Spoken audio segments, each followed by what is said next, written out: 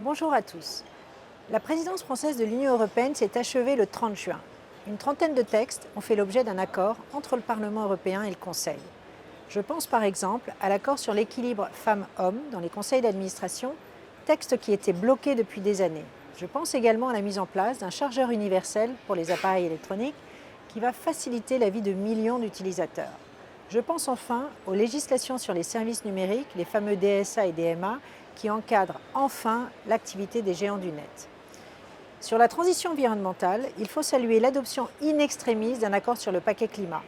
Si je suis surprise que la France ait accepté un élargissement du marché du carbone aux carburants et au chauffage, ce qui aura des conséquences importantes pour nos classes moyennes, je compte sur les prochaines négociations entre le Parlement et le Conseil pour corriger ce point.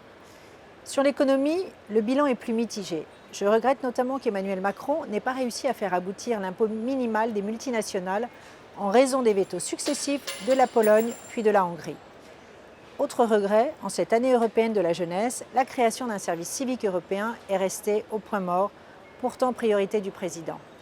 Mais cette présidence française a surtout été marquée par le retour de la guerre sur notre continent pacifié et je veux ici saluer la réponse européenne face à l'invasion illégitime de l'Ukraine par la Russie.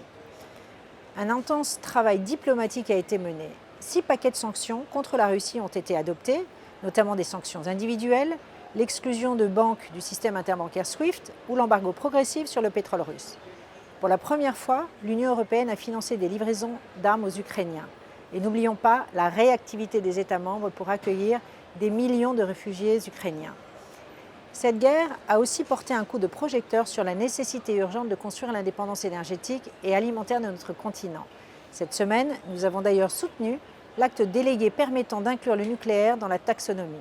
C'est essentiel, car seul le nucléaire, couplé au développement des énergies renouvelables, nous permettra d'atteindre nos objectifs climatiques tout en étant indépendants énergétiquement. Désormais, les clés sont entre les mains de la République tchèque, qui prend pour les 6 prochains mois la présidence de l'Union européenne. Naturellement, je ne manquerai pas de vous tenir informés. Je vous remercie.